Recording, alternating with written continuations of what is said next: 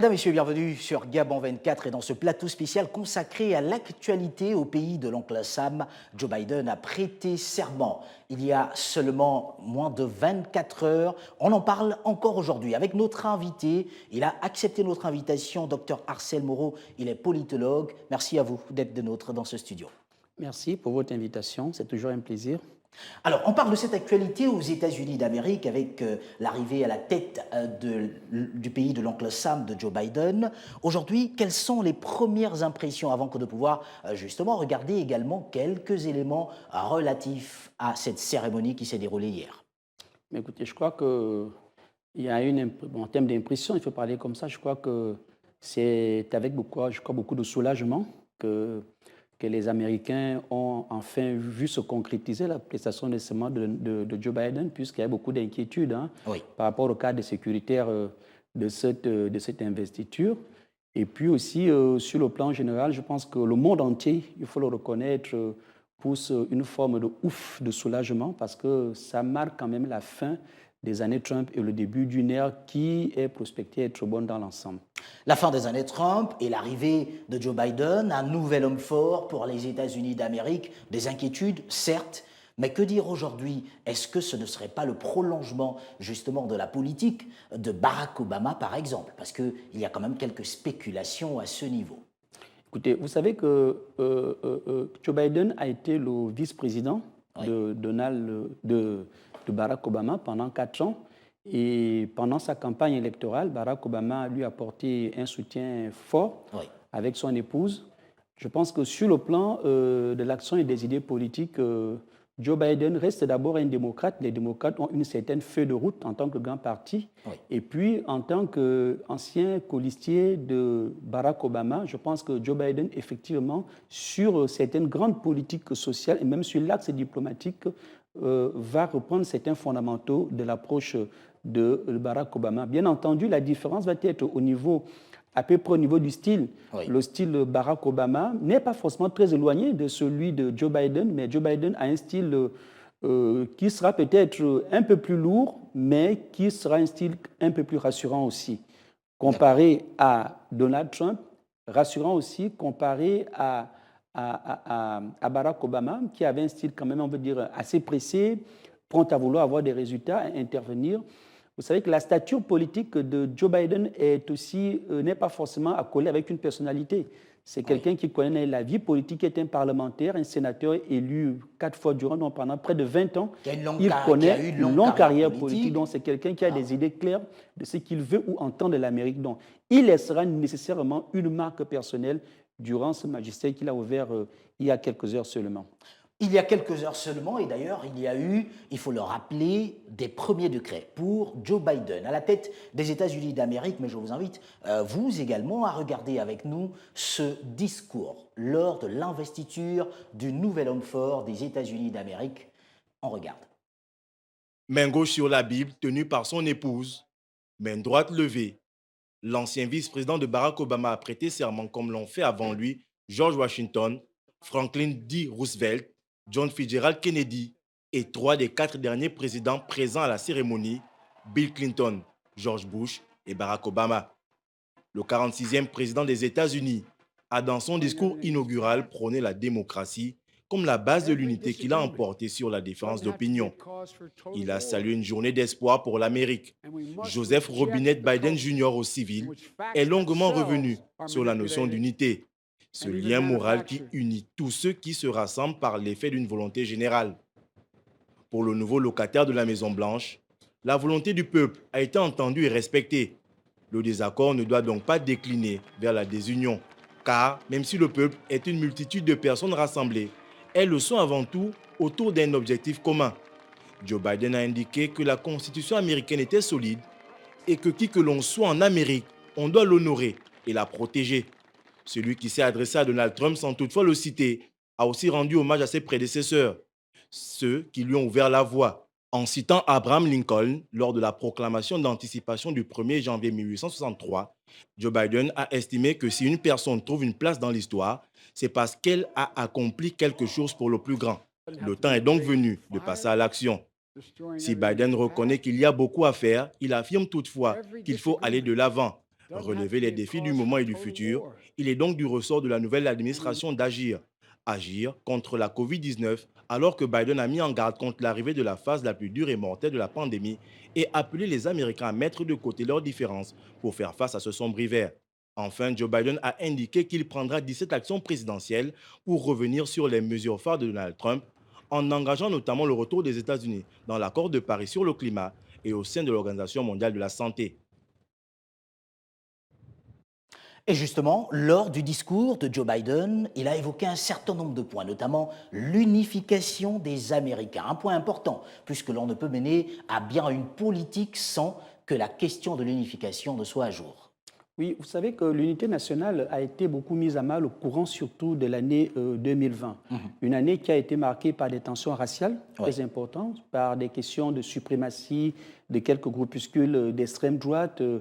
Et malheureusement, le président sortant, Donald Trump, n'avait pas joué le rôle qui était attendu de lui en tant que président rassembleur.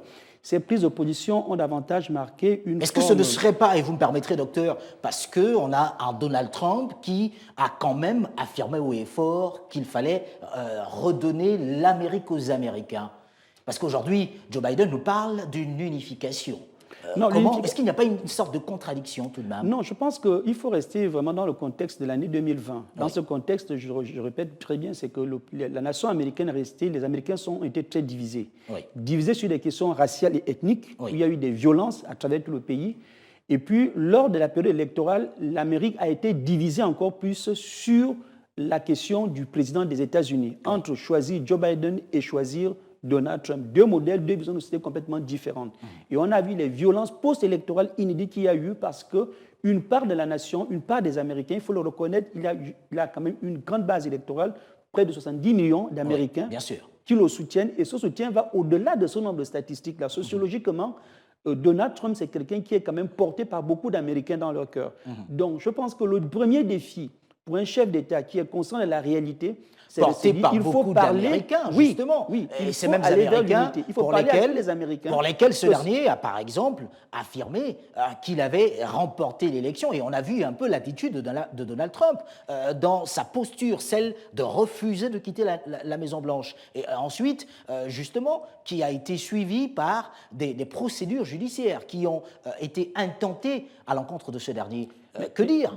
Bien entendu, c'est justement pour dire qu'une élection, elle peut diviser une société, elle peut diviser un pays. Il arrive dans certains pays africains et ailleurs qu'au terme de l'élection, on finisse par les armes, par une guerre civile. Et je pense que les États-Unis sont quand même passés à côté de ce schéma.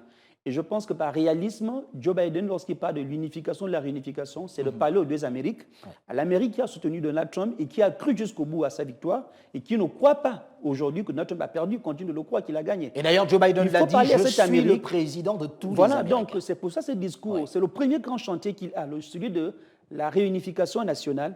Dire à tous les Américains qu'ils aient été pour Donald Trump ou pour lui, qu'ils sont tous Américains, il n'y a pas deux Amériques. Il a martelé pendant la période post-électorale en disant que l'Amérique, ce n'est pas des États bleus ou des États rouges, nous sommes tous Américains. Je crois que c'est ce premier discours. Des fissures sont restées, des cicatrices sont restées entre les deux Amériques. Il faut la rassembler d'abord. Rassembler le peuple américain, l'unité nationale, qui est le premier chantier, je pense, politique du nouveau président américain. Il y a eu dans le discours, lors du discours justement de Joe Biden, la question liée à l'environnement, la question liée à la santé. Avec la Covid-19 aujourd'hui, on sait quels sont les chiffres lorsqu'on parle de la Covid-19 qui touche les États-Unis d'Amérique. Que dire aujourd'hui de la vision de Joe Biden sur la question par exemple de l'environnement, avant de parler de celle de la santé? Oui, vous savez, d'une façon générale, on pourrait parler en général des grands chantiers ou des grands défis de l'agenda du président Joe Biden. Effectivement, on va retrouver 4 grandes priorités parmi tant d'autres. La plus grande priorité au-delà de cette question nationale, c'est la question sanitaire, la lutte contre la Covid-19, comme vous avez dit. Et puis à cela, la question de la relance de l'économie américaine qui a été mise à terre. Et puis la question environnementale et la question sociale. D'abord, sur le premier terrain qui concerne ce dont vous parlez, à savoir la question de la santé de la Covid-19, les États-Unis ont perdu près de 400 000 personnes qui sont mortes déjà, je crois, avec près de 10 millions de personnes atteintes par la Covid-19. Donc 400 000 personnes, c'est presque une guerre civile, même si c'est ramené à l'échelle des États-Unis. Donc ce qui veut dire que c'est un problème de santé publique prioritaire. Et c'est justement, je pense qu'en réalité, sur cette question de la Covid-19, que je pense que Donald Trump a peut-être perdu cette élection parce qu'il n'a pas suffisamment pris les mesures qu'il fallait pour lutter contre cette maladie. Et je crois que ça a un peu pesé sur lui et l'opposition. Joe Biden ont beaucoup joué sur cette question-là. Donc la priorité, c'est sur cette question de la COVID-19. Bien entendu, je pense que lorsque nous avons regardé un peu les éléments de son nouveau plan d'action en matière de COVID-19, je crois qu'il a fixé, trois priorités. D'abord, accélérer les vaccinations, le dépistage et chercher à faire freiner la maladie à travers le port obligatoire du masque. Et comme vous l'avez souligné, l'un des premiers décrets prioritaires qu'il a signé, à peine élu, ça a été le port obligatoire du masque au niveau des établissements fédéraux. Alors, il y a également la question liée à l'environnement. Le retour probable des États-Unis au sein de l'Organisation mondiale de la santé et également de la COP, par exemple, pour parler des questions environnementales. Que dire aujourd'hui? Est-ce que cette vision est éloignée de celle qu'aurait pu avoir l'ancien président Donald Trump, ou alors il s'agit de réajustements qui pourraient permettre un mieux-être pour les Américains? On sait que Donald Trump n'a pas permis justement le retour des États-Unis au sein de l'Organisation mondiale de la santé. Mais que dire aujourd'hui? Mais Donald Trump n'a pas permis. Donald Trump a retiré les États-Unis de l'OMS. Il ne s'agit pas d'un simple ajustement, il s'agit de deux positions complètement opposées. Que ce soit sur des questions de l'environnement, que sur des questions sur les rapports avec l'OMS par rapport à la gestion même de la crise de la COVID-19, c'est deux positions complètement différentes. On revient aujourd'hui avec Joe Biden vers une normalisation en fait de la gestion du pays, il faut le dire. Nous ne sommes pas des Américains, nous sommes des observateurs, mais c'est une élection qui a plusieurs retentissements au-delà des États-Unis. Donc, sur la question de l'OMS, parce que les États-Unis sont quand même le premier grand financeur de l'OMS qui finance des programmes, y compris chez nous. Donc, lorsque les États-Unis, qui sont le premier partenaire financier et même scientifique à se retirer, cela porte une menace sur le fonctionnement optimal de l'OMS et ses actions dans les pays en voie de développement comme les pays africains. Donc, il va réintégrer, il a annoncé, je pense que les premiers décrets qu'il a signés, c'est de revenir sur la décision de Donald Trump, sur la question de la COP21 de Paris, sur le réchauffement climatique. L'autre décret aussi a concerné la réintégration des États-Unis. Donc, vraiment, il est revenu. Est-ce que cette réintégration n'est pas tout de même logique quand on sait que les États-Unis sont parmi les plus grands pollueurs du monde? Il aurait pu être logique ou impensable que les États-Unis puissent annoncer leur sortie de l'OMS. En politique, il n'y a pas de normes de logique ou de normes de rationalité. C'est l'opportunisme qui compte. Et Donald Trump a joué l'opportunisme. L'autre, effectivement, ça paraît logique, mais il joue sur cette normalité-là qu'il est en train de réinstaurer, ce qui a d'ailleurs valu son élection auprès des Américains. Alors, il n'y a que lors de cette investiture, l'absence de Donald Trump, déjà bien annoncée par ce dernier, s'est fait remarquer. Une absence brillamment effectuée par ses services, par ses soins et par lui-même, un président sortant qui n'assiste pas justement à l'investiture de celui qui le remplace. Quel est le message que cela renvoie aux États africains? Et vous me permettrez justement de faire également une sorte de liaison dans ce sens. Écoutez, ce n'était pas, comment dire ça, il n'est pas le premier président américain à ne pas assister physiquement à une passation de charge. Je crois que les données historiques montrent qu'il y a plus de 130 ans, qui est déjà arrivé dans l'histoire américaine. D'autres ne l'ont pas été. Donc, c'est quelques rares cas. Maintenant, pour Donald Trump, c'est aussi, je pense, une question d'opportunisme politique. Puisque du début, avant les élections, pendant les élections, après les élections, il n'a jamais reconnu l'élection de son adversaire. Et il sait qu'il a près de 70 à 100 millions d'Américains qui croient en sa victoire aujourd'hui. Donc, venir assister physiquement et personnellement, c'est une façon d'enterrer son fonds de commerce politique. Donc, pour ne pas admettre qu'il a perdu, il ne pouvait pas être là. Sinon, on comprend les intérêts, c'est clair. Je crois que c'est à ce niveau. Bon, maintenant, s'agissant des pays africains, quelle prédiction on peut faire? Non, je pense que les pays africains, dans la plupart des pays africains, s'il est vrai que les transitions entre un président et un ancien président ne se font pas toujours de façon régulière, mais nous avons quand même des situations en Afrique où les transitions se font d'un président à un autre. Donc, cet exemple de Joe Biden avec Donald Trump n'est pas nécessairement une leçon à tirer de façon positive pour les pays africains. D'ailleurs, beaucoup de pays africains ont eu une forme de déception vis-à-vis de l'attitude de Joe Biden, de Donald Trump, excusez-moi. Alors, je vous invite donc à regarder cet élément. Qu'adviendra-t-il de Donald Trump?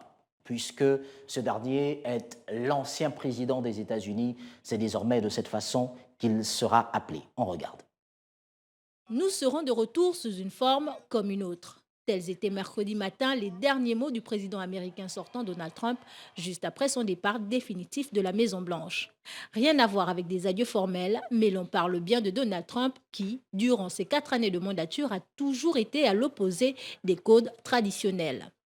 Plusieurs pistes s'offrent désormais à son avenir depuis sa résidence de Mar-a-Lago, en Floride, la création de nouveaux médias, un retour dans l'immobilier, ses premiers amours peut-être, quoique selon les informations du New York Times et du magazine Forbes, les finances du milliardaire américain dans le domaine ne sont pas au beau fixe. Il aurait près d'1 milliard de dettes. Il pourrait tout aussi bien reprendre la tête de la Trump Organization, pilotée depuis son élection en 2016 par ses enfants. À la lecture de son dernier message, Donald Trump pourrait aussi prendre le chemin de la présidentielle 2024. Si la Constitution américaine l'y autorise, Donald Trump est toujours sur le coup de la procédure de destitution entamée 10 jours avant son départ de la Maison-Blanche et dont le procès pourrait s'ouvrir dans quelques heures. Avec plus de 71 millions d'Américains qui ont voté pour lui en 2020, Donald Trump pourrait vouloir tenter le coup une seconde fois en 2024. Il aurait alors 78 ans, soit 1 an de plus que Joe Biden cette année. En plus des procédures qui pourraient faire surface dans les prochains mois, il est déjà visé par 2 enquêtes, l'une pénale pour de possibles faits de fraude fiscale et d'escroquerie à l'assurance et l'autre au civil où les enquêteurs cherchent à savoir s'il a menti pour obtenir des avantages fiscaux. Qu'adviendra-t-il de Donald Trump? C'est la question que nous nous posons. Docteur Arcel Moreau, on sait qu'il y a des enquêtes à son encontre aujourd'hui, après justement les événements au Capitole qui se sont déroulés. Alors, que dire lorsque l'on parle de Donald Trump et de sa vie après justement la Maison-Blanche? Je crois que Donald Trump a déjà lui-même posé le cadre de sa vie post-présidence. Il a dit « je reviendrai d'une façon ou d'une autre Oui. ». Ce qui veut dire que c'est quelqu'un qui annonce qu'il ne va pas en retraite politique, qu'il va Qui chercher... pourrait revenir en tant que prisonnier aussi, ce serait pas mauvais. Hein. D'une façon ou d'une autre, sa stratégie, c'est de continuer à peser sur la vie politique américaine, sur son parti, parce que le Parti démocrate aujourd'hui, en dépit de tout ce qu'on aura pu dire sur Donald Trump, reste un parti qui est convaincu, ils ont fait un communiqué, ils sont convaincus que Donald Trump a permis de rédifier le parti sur ses grandes idées en tant que mouvement conservateur. Et donc, je crois que c'est un leader qui reste potentiellement exploitable pour le Parti républicain. Alors maintenant, est-ce que ces projets de Donald Trump de revenir d'une façon ou d'une autre sont réalistes et faisables? C'est la question qu'on se pose. Je pense que sur ce plan-là, je crois que c'est dans les jours à venir qu'on pourrait le savoir, parce que ce serait annoncer des prophéties sans en avoir la preuve matérielle. D'abord, il est sous le coup d'une procédure parlementaire importante, parce qu'il est déjà le deuxième chef d'État à faire l'objet d'une tentative d'impeachment, comment on dit en anglais, destitution, ce qui est déjà important. Ensuite, l'issue de cette procédure-là, au cas où elle aboutirait, elle pourrait résulter au moins d'une chose, son inéligibilité pour la prochaine élection présidentielle. C'est déjà un risque réel. Sachant que dans le cas républicain aujourd'hui, beaucoup de personnes, à la fois ceux qui ont des ambitions pour 2024, que ceux qui n'ont pas accepté la manière dont il a géré la situation électorale, peuvent coaliser pour effectivement l'empêcher d'être éligible en 2024. Et puis à cela, il s'associe aussi, comme l'a dit l'élément que nous venons de voir tout à l'heure, d'autres procédures judiciaires liées à son profil d'homme d'affaires qui peuvent également avoir le même objectif, celui de l'empêcher d'être éligible en 2024. Je pense qu'à titre personnel, je doute fort que Donald Trump, malgré le vivier électoral et la popularité qu'il a aujourd'hui, puisse réellement continuer à peser comme il le souhaite dans les années à venir. Je pense que l'effervescence électorale va s'estomper d'ici quelques mois. Et je pense que l'attention va être portée davantage sur ce que fera le nouveau chef de l'État. Et je doute fort que Donald Trump, avec ses affaires judiciaires, associées également à la procédure parlementaire de sa destitution, puisse trouver vraiment une suite favorable dans les 6 à 12 mois qui viennent pour être rassuré d'être éligible en 2024. Alors, à côté de Joe Biden, il y a désormais un vice-président. Que dis-je? Une vice-présidente des États-Unis d'Amérique. Kamala Harris a prêté serment aux côtés justement de Joe Biden. D'ailleurs, je vous invite à regarder cet élément avant de revenir pour analyser davantage ce que cela pourrait avoir comme portée que les États-Unis aient pour la première fois de son histoire une femme. Deuxième femme sinon la première, la plus puissante du monde. On regarde. C'est une première dans l'histoire des États-Unis. Kamala Harris a été investie ce mercredi vice-présidente, entrant dans les livres d'histoire comme la première femme, mais aussi la première personne noire à occuper cette fonction. L'ex-sénatrice et ancienne procureure, âgée de 56 ans, fille d'immigrés, a prêté serment face à la juge de la Cour suprême Sonia Sotomayor, la main sur une Bible que tenait son époux Doug Moff. Moi, Kamala Harris, jure solennellement de soutenir et défendre la Constitution des États-Unis contre tous ses ennemis extérieurs ou intérieurs, de faire preuve de loyauté et d'allégeance envers celle-ci, de m'engager librement dans cette charge sans aucune réserve intellectuelle ni volonté de m'y souscrire, de m'acquitter pleinement et loyalement des devoirs de la charge que je m'apprête à exercer avec l'aide de Dieu. La colistière de Joe Biden est définitivement entrée dans l'histoire. Cette métisse de mère indienne et de père jamaïcain est aussi la première noire et la première américaine d'origine asiatique à accéder à cette fonction. La première, pas la dernière, avait-elle dit dans un tweet posté en parallèle de son discours peu après l'annonce de la victoire de Joe Biden dans la course à la Maison-Blanche. Docteur Arcel Moreau, une femme vice-présidente des États-Unis est d'ailleurs la première. Oui, je crois que le Parti démocrate est un parti qui se veut progressiste par rapport aux valeurs dans la société américaine. C'est ce parti qui a investi le premier noir des États-Unis comme président de l'élection. C'est ce même parti aujourd'hui qui, à travers Joe Biden, a choisi encore une femme de couleur, avec un côté noir, avec un côté asiatique, pour être la vice-présidente. Je pense que les démocrates confirment, je pense que leur ouverture d'esprit sur les valeurs, sur la modernité. Alors, parlons-en, puisqu'il y a cette élection du nouveau président, cette investiture, que dis-je, du nouveau président des États-Unis d'Amérique, sauf qu'à côté de cela, les attentes du continent africain. On sait que la politique américaine pèse, qu'on le veuille ou pas, sur le monde, et d'ailleurs même sur l'Afrique. Aujourd'hui, en matière de sécurité, lorsqu'on regarde les États-Unis d'Amérique, il y a des questions qui se posent. Il y a des guerres sur le continent africain, qu'elles soient civiles ou militaires, pour lesquelles les États-Unis d'Amérique pourraient intervenir pour apporter un certain apaisement. Il y a des situations économiques pour lesquelles les États-Unis d'Amérique pourraient intervenir. D'ailleurs, la Chine, je me permettrai de la citer en exemple, avec le projet La ceinture et la route aujourd'hui, est un exemple. Aujourd'hui, que attendre des États-Unis avec l'arrivée de Joe Biden à la tête des États-Unis d'Amérique? La première chose qu'il faut comprendre, c'est que Joe Biden sera d'abord le président des Américains. Oui. Je crois que même les Européens qui ont jubilé et qui l'ont déjà qualifié d'amis risquent, à quelques variations près, d'être assez un peu surpris. Oui. Il reste au président des États-Unis au service d'abord des Américains. Pour ce qui est de l'Afrique, effectivement, les attentes sont nombreuses. L'Afrique est un continent qui a besoin d'investissement. L'Afrique est un continent qui est en proie à l'instabilité et au terrorisme. L'Afrique est un continent qui a un processus démocratique encore fragile. Et je crois que les États-Unis, en tant que partenaire pour l'Afrique, oui, ils seraient les bienvenus, mais à quelles conditions? Je pense que sur ces conditionnalités-là, que la coopération entre les pays africains et les États-Unis d'Amérique se heurte la plupart du temps. C'est-à-dire que, d'abord, il faut comprendre que sur le plan géopolitique, les États-Unis ne peuvent pas intervenir en Afrique n'importe comment et n'importe où. Bien sûr. Il y a des États qui ont des liens historiques, que ce soit avec la France, avec l'Angleterre, avec la Chine, et les États-Unis aussi ont aussi leur zone d'influence en Afrique, dans la Corne de l'Afrique, dans certains pays de colonisation anglophone. On a vu d'ailleurs le président nigérian qui a appelé le président américain à renforcer la coopération, parce qu'effectivement, sur les plans que vous avez évoqués, tant sur le plan sécuritaire que sur le plan économique, la coopération américaine en Afrique reste quand même assez timide, comparée à la coopération avec l'Angleterre, avec l'Europe et avec la Chine. Doit-on croire que lorsqu'elle existe, elle n'est motivée que par des intérêts économiques, par exemple? Toutes les coopérations sont motivées par les intérêts économiques. Toutes les coopérations. Seulement, les États-Unis, dans leur vision, on peut dire que l'Afrique est un peu l'angle mort de leur diplomatie. L'Afrique ne constitue pas encore aujourd'hui dans la diplomatie et le discours américain, des officiels américains, comme une priorité. C'est vrai que sous Donald Trump, il n'y a pas eu de visite du président, mais sous d'autres chefs d'État, il y en a eu.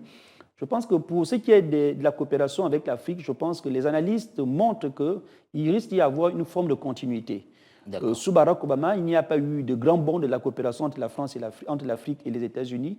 Je crois que sur le plan sécuritaire, les États-Unis pourraient éventuellement renforcer ce qui est possible au regard de quelques informations qu'on essaie un peu de comprendre sur le programme de Joe Biden, pourraient renforcer un peu leur coopération en matière de lutte contre le terrorisme, notamment dans la zone du Sahel, ce qui est prévu dans leur dispositif, mais toujours en partenariat avec le dispositif de l'Union européenne.